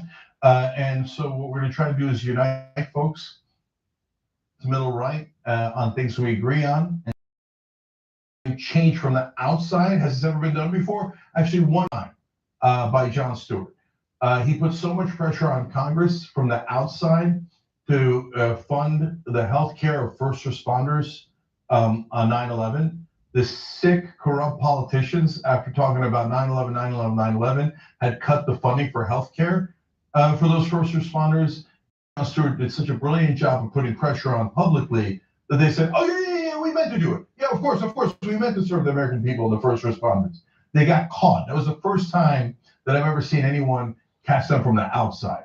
And so I love it, and I think it can be done again and again and again. Again, look, you'll have the skeptics, no question. In fact, we did the first episode yesterday, and then I checked out some of the comments, and I don't know if it's like Israeli bots that are doing some sort of talking point or some other disaffected weirdos or something, but they're like, oh yeah, you want us to do this revolution together. Well, I'm not going to pay you. You're pay me. We literally said the exact opposite. Normally, paying members pay for this bonus episode, and normally we don't do this. We do more stories, we do personal stories, etc. But in their infinite generosity, in my opinion, they were like, no, let's make it free to everyone. So look, every part of this is optional. That no one asked you for money, no one's asking you like, oh, you have to do this. If you like the idea and you think that maybe we should try, right? Maybe we can regain our democracy, maybe we can work together, then do it if you want, do it if you like, right? If you don't like it, and you just want to make fun, by the way, that's okay too, God bless. I don't mind. I don't need the whole country to do it. We only need, actually, within the scope of the 350 million people in America, less than 1% to actually try this together. And if we try it together, I swear to you, we're going to get the results. I saw Jon Stewart do it. We can do it. I'm positive of it. Okay. And again, I think I can show you how, and we are going to go step by step. So now that brings us to the second step today. Yesterday, I laid out what the program was. Today, we're going to be more interactive. Okay. And today, we're going to do something where we're going to try one thing together if we can. Okay. So a whole bunch of you wrote in yesterday with suggestions, and I'm going to touch on some of those. I liked some of those. I want to talk about whether we should do some of those, and I love what you guys are doing in that regard. But if we can't, you have Mark Buchanan's graphics. So if you get them ready, don't put them up yet. So we've been one of the things that I suggested yesterday was, why don't we try to lower drug prices. You say, oh, wow, that's impossible. You got big pharma. They're even bigger than AIPAC, way bigger. They control almost all of Congress, etc. But good news, I took a Donald Trump executive order verbatim, turned it into a bill, and that would actually give us the drug prices that other developed nations pay, which is way, way, way lower. So we do a great job of lowering drug prices. There's no reason for Republicans to object. This is Trump's executive order. No reason for Democrats to object because it's completely Democratic policy. Great. Trump and the Democrats agree. Wonderful. So let's get it done. So how many co-sponsors does he have now? By the way, it's called HR 3493, Global Fairness in Drug Prices Act, right? How many co-sponsors does Ro Khanna have now? 3. Okay, so that's the name of the act. And Don Data Dragon already wrote in during the show saying that he already pushed it out. I love it. And we have a tool that you could use to do that in terms of emailing your representatives. And that's tyt.com/drug prices. And what you'll see is there's already a little bit of a script. You can change it any way you like, to write whatever you want, but always be polite, guys. I'm going to talk more about that in a second. But if you're a Republican, send it to your Republican congressman. If you're a Democrat, your Democratic congressman, go to any congressman and ask them, hey, if they're Republicans, please pass this bill, which is Trump's executive order. If they're Democrats, please pass this bill that is core Democratic healthcare policy. Okay, so this is an interesting list of the folks who are co-sponsors of this bill. You got Ro Khanna on the left, and you've got Marcy Kaptur on the left, and she's a solid Democrat and progressive largely throughout her career. And then on the right, you have 3 people, actually 5 overall. Elijah Crane, Republican of Arizona.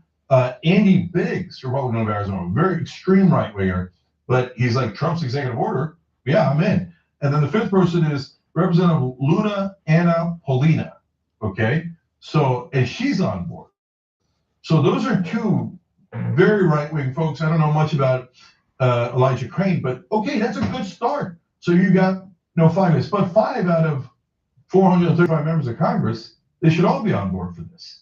So that's why we want to reach out to them. So today we're going to try something where we all got to the same person in all these different ways, including social media, and that's Representative Mark Pocan. Now, why are we picking Mark Pocan? Is that because he's a bad guy? No, we're picking him for the exact opposite reason. He's a really good guy. He's a good progressive, and I'm sure that he's in favor of this policy. I'd be shocked if he wasn't in favor of this policy. So it's like you'd be surprised at how communication there is within Congress. And as long as leadership isn't pushing something, sometimes a really good idea will just stay dormant there. So in the most polite and friendly way we can, let's all, as you're helping Representative Pocan. Hey, Representative Pocan, we know you're a progressive and we know you like this idea. So can you sign on to be a co-sponsor of HR 3493, okay? So we got a social media, can we put that up? All right, so on X, he's Representative Mark Pocan. So Rep Mark Pocan, Mark with a K. On Instagram, same thing, Rep Mark Pocan. Facebook, just Mark Pocan. By focusing on economic tech, lodging, and trade, I built my city along a major trade route, collecting tolls from caravans. And those funds let me expand up. Okay? So reach out to him in those ways. Do not be impolite. He's a good guy. There's no need to do anything wrong. Just say, hey, there's this great bill, Global Fairness in Drug Prices Act. Can you help, right? And if you want to email him, remember, that's easier in a sense because we already have that program that allows you to do it automatically. So tyt.com/drug prices for that, okay? So now, this started from Operation Hope, which is a lot of great young Turks viewers who've been trying to drive for positive change now for well over a year. We worked on the main ballot initiative to get money out of politics, and it passed, and that felt great.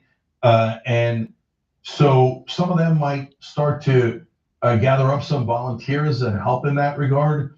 But they can tell you, they've sometimes gotten people to sign on, representatives or candidates to sign on to the populist plank that I couldn't get. So we're going to see if combined we have a little bit more power than individually. So, and guys, as I've been saying throughout, I'm not promising any results. I'm promising effort. So I don't know how many of you guys are going to reach out to Representative Pocan on social media. and how many are going to email them. And I don't know how much of a difference it's going to make. But what's interesting and amazing about this is we're going to find out together, okay? And if, by the way, if one method fails, then we'll try another method and another method, right? So this is the first thing we're trying in terms of reaching a specific congressperson. And again, we're picking him as a good guy and likely to respond. And then if that works with Representative Pocan, then we'll go to the next representative and the next representative, and we'll do both Democrats and Republicans, okay? Imagine it works. How good will you feel? And then you did that, right? Imagine it works so vote on the bill and it passes, and then you have lower drug family and your friends. You walk around town like one person in America because you will have participated in democracy and moved democracy and gotten real results, not just for yourself, but for all Americans. And that'll be a beautiful thing if we can get it done. Okay, so, and I will, I'll interact with you more. They can email Pocan through the website if they live in his district. So that's if you live in Mark Pocan's district in Wisconsin. But otherwise, and here's another thing, guys. If you know a better way to reach legislators, you're going, oh, Jake, you're asking him to do social media or email. No, there's already a program that does X, Y, or Z. Write in and tell us, okay? No pride of authorship here, guys. We want you to come up with better ideas than us and better methods than us. All right, just real quick on the members, one last thing about that, and then I'll go to some of the suggestions that you guys had.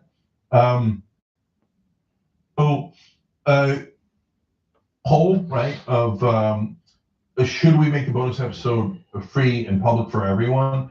And 73% said yes, 19% said not sure yet, but I'm open to the idea, and 8% said no, I like the traditional bonus episode format, and I don't blame you. A lot of people do love it, and I appreciate that. And in fact, one of you guys wrote in and convinced me. Who was it? Oh, it was Patience. A couple of you wrote in, but Patience made a really good point for personal stories, and whenever you do that on either a bonus episode, you know, I really love that, and a lot of our members do. You know what? Okay, so we came with an idea. Look at how interactive this is. Your idea turns into this. End of all of these episodes, I'm going to do a story of the day that is just for our members. So that doesn't have to do with Operation Hope. It doesn't have to do with this campaign. And by the way, like for example, today we have an interview coming up at 5:30.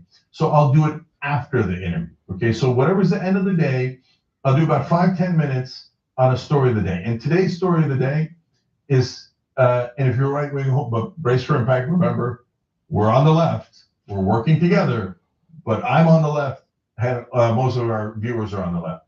So I'm going to tell you how I changed my behavior because of what ICE is doing. Notice that I changed it. I was like, oh no.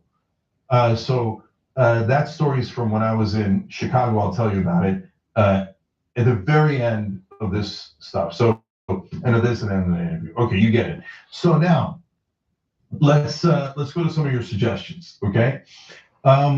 First of all, I asked for polls showing that the American people think the politicians are not honest, that they mainly represent their donors. We couldn't quite find the one where they had that great question, do you think the politicians represent their donors or their voters? And 93% said donors. But there's many other polls, and they're all sky-high numbers, right? So, for example, Impeach for Peace wrote in yesterday saying a Gallup poll asked, how much influence do you think each of the following has on how members of Congress vote on legislation? Among four groups, major donors got a lot of influence responses than people in their district. 64% said donors have a lot of influence versus only 14% for their constituents. So that's a much lower number than one that I cited. But even if you take, that's the lowest number I've seen. But even then,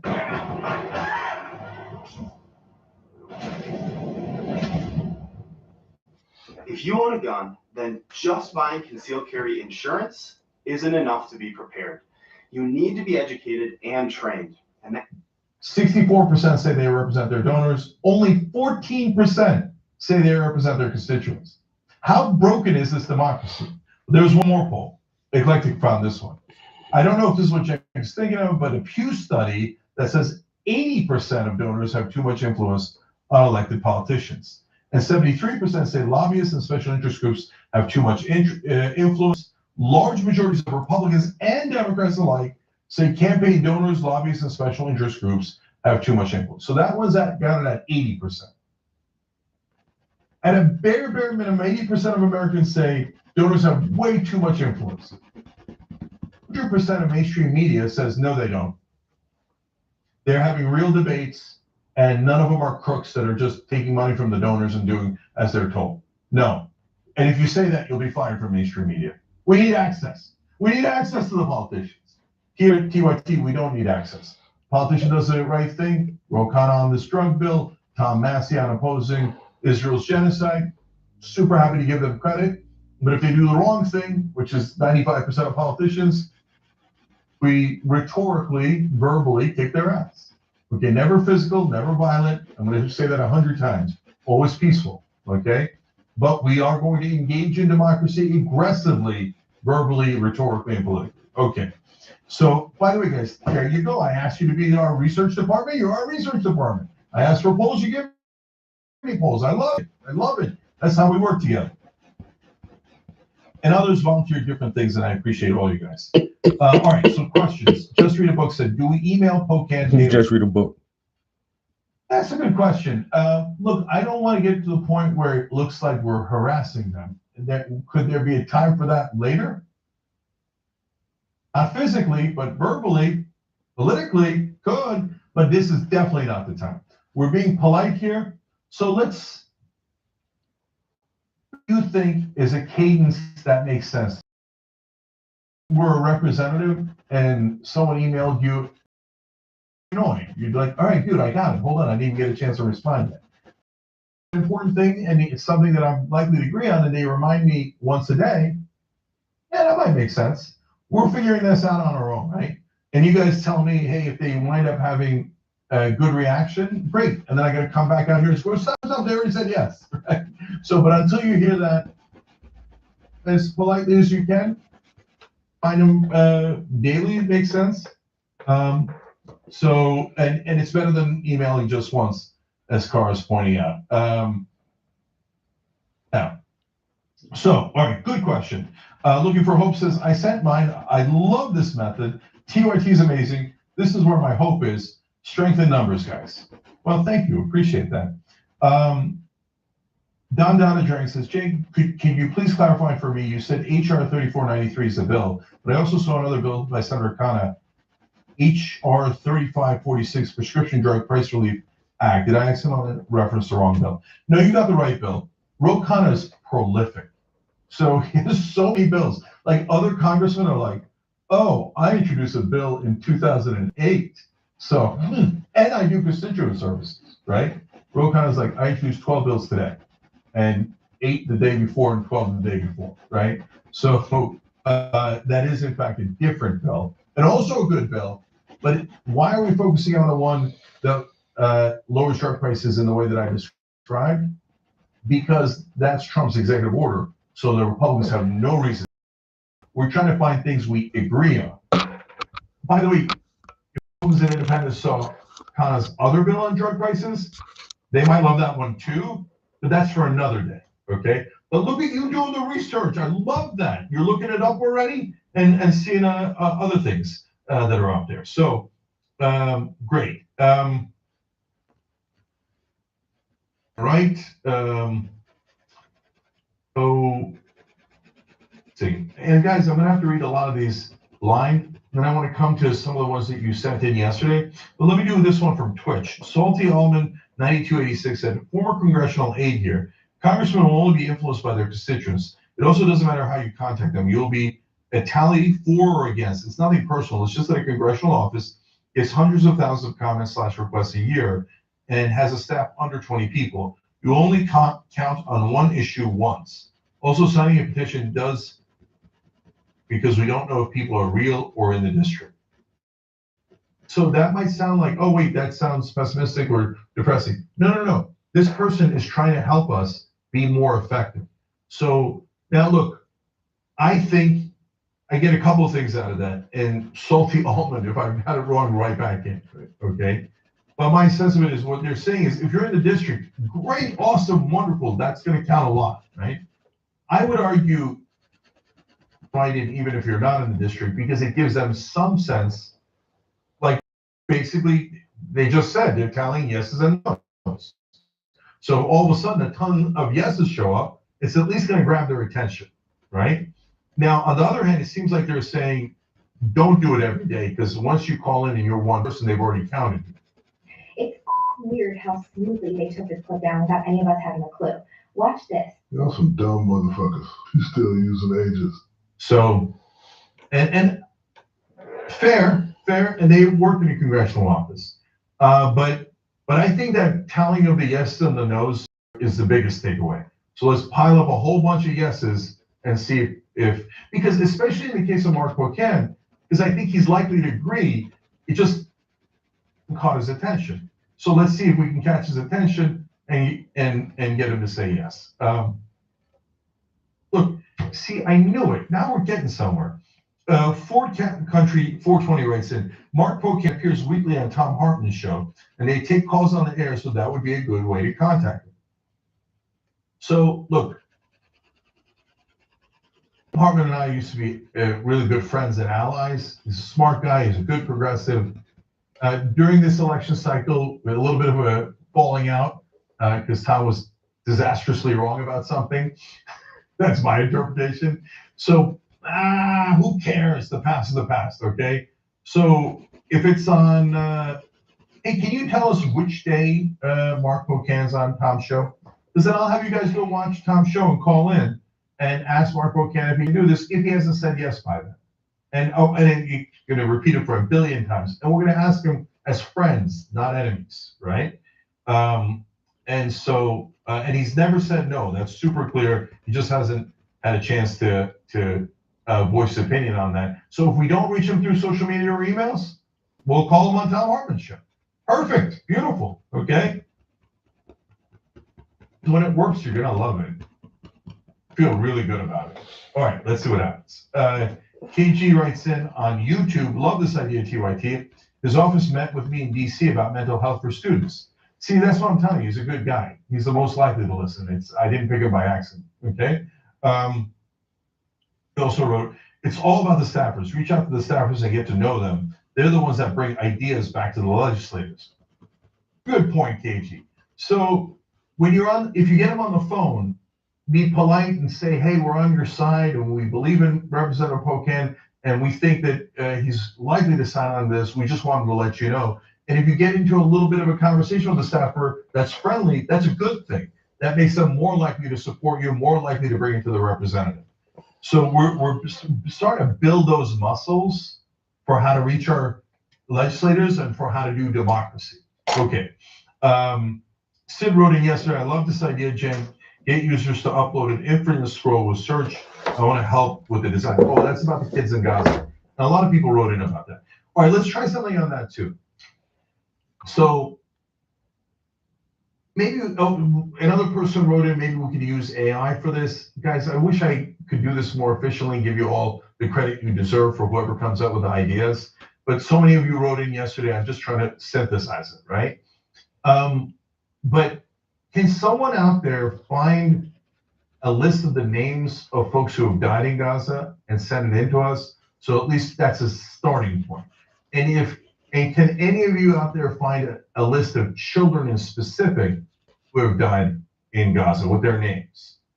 And so that's point one. And you can always email us if you found something at hope@tyt.com. That's hope@tyt.com.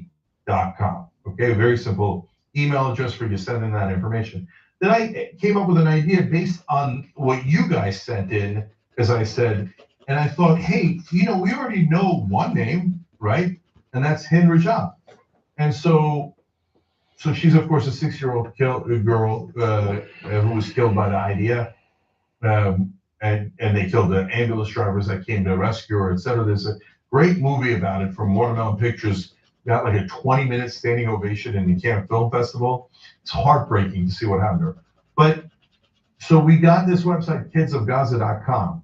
Do I know how we're going to take your stuff and put it on there? No, I don't. Are we going to figure it out together? Yes, right? So somebody has her picture, send it in. If a lot of you send in her picture, that's okay. Could we find her picture on our own? Yeah, but participate, right? But okay, so that's the easy one. Slightly harder one, although it's out there in a lot of places, is her bio. Just like, I don't know, 2, 3, 4 paragraphs about who she was and what happened to her. Okay. At the end, we tell folks and I'm not quite sure how we're going to do this, and we'll do it as social media. I don't know if we'll do it on the website, but whether they've passed away or they're still alive. And in her case, we obviously know that she's passed away, right? But she could be the first person we put up on kidsofgaza.com. And then maybe we could take that and put it up as a social media post on TYT. Or if some of you turn it into a social media post of your own, maybe we just amplify your social media post, right? And remember, guys, we can't do every idea and we can't amplify every social media post, but we can do some. And so if you've got a great one, wonderful. Let's all push that one out. Let's like it, share it, etc. So I'm like, maybe by tomorrow we'll already have it up on the website, or somebody will already have put it up on social media, or we'll have put it up on social media, and we'll try our first one and see what the reaction is. And then, by the way, after that, if we do it tomorrow, then on Monday, I'll tell you how it went. And that's, by the way, another interesting mystery. So are they going to get 13 likes and not be a big deal and it didn't work? Or, whoa, 200,000 people saw that post, 2,000 people shared it, etc. I don't know. We'll find out. Okay, so we're building on these ideas. You can choose to raid the caravan, or you can choose to guard it. This is a game where slaying monsters are not the only way to grow stronger. Heck, it's not even the main way. Discover relics in the ruins. Loot treasures from the bandit camps. Learn skills by finishing quests. Profit from trading routes. Build your own territory. Choose your own way to play. Just because you can.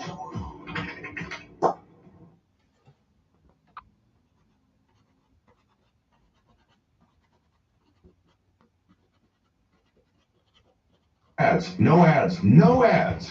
KingShot brings you endless fun without any breaks. It's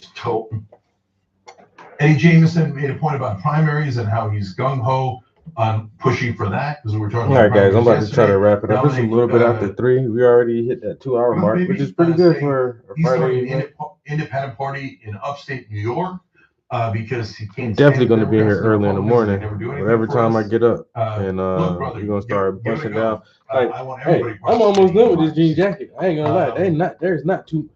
Hold on, let me put you on something. There's not too much I'm gonna do with this jacket, bro. I'm telling you. All I need is a little bit of brown and tan to get this button is actually brown, so it has like that copper look to it. So I don't have those colors on my palette right now. I just got blues and white and black for the jean jacket. But that might be the only thing I have to come back to tomorrow. And then we'll detail her buttons. Look, I might put a little strip of white right there to brighten up like the top of the creases a little bit. I'm telling you, man, I'm not fucking around with that jacket too much. This shit gonna be done tomorrow. I think next weekend, guys, I might take a break from painting. I think I need to work on my website a little bit, add some more images to it and some links to it. And then I want to try to get another one of these albums out. That last rap album we put together is really good. I really do want to put that pop album out. Maybe even the rock album too. I'm not sure if I'm going to write one more towards that album or not. I've been holding out and back for a while. But we got a lot of material, and I definitely want to like drop some more stuff before the end of the year.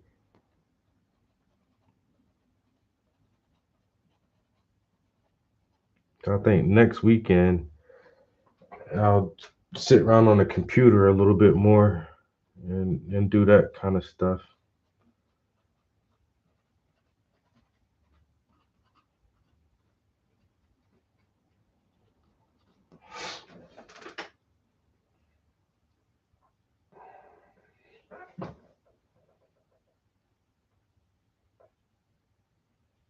Might even play around with Midjourney, try to generate some more AI images for some references. I haven't really tried a new prompt on there in a long time.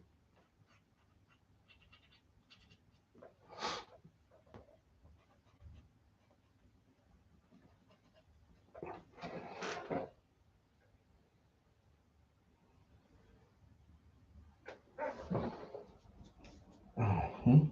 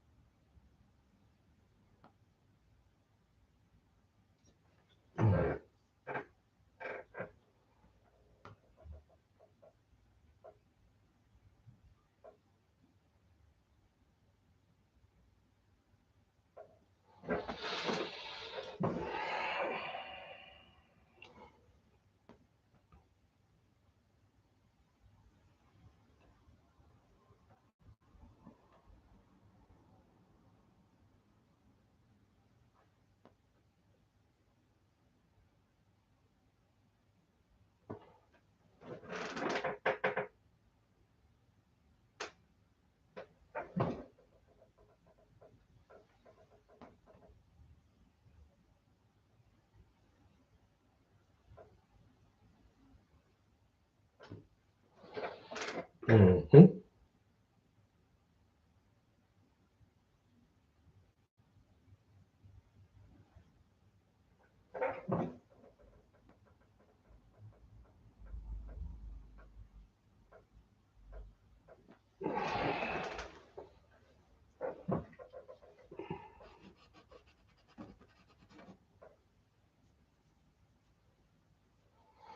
Yeah, that's a wrap right there. What y'all think?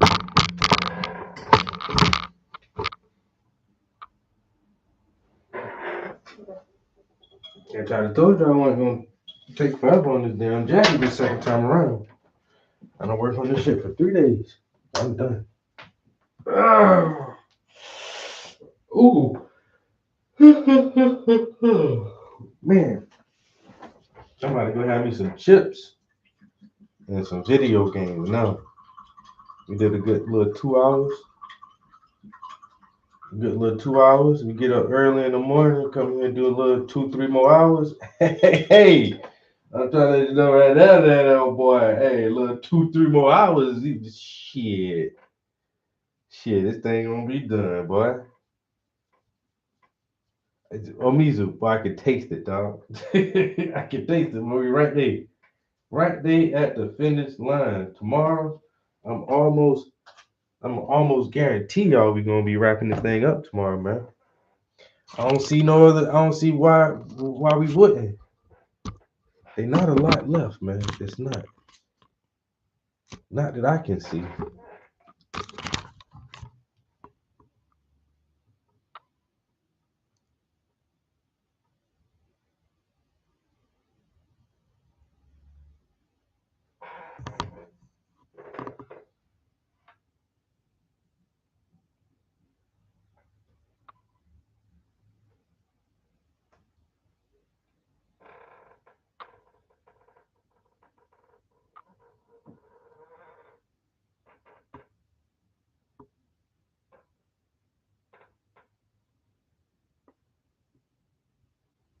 Nah, man, that shit damn done, bro.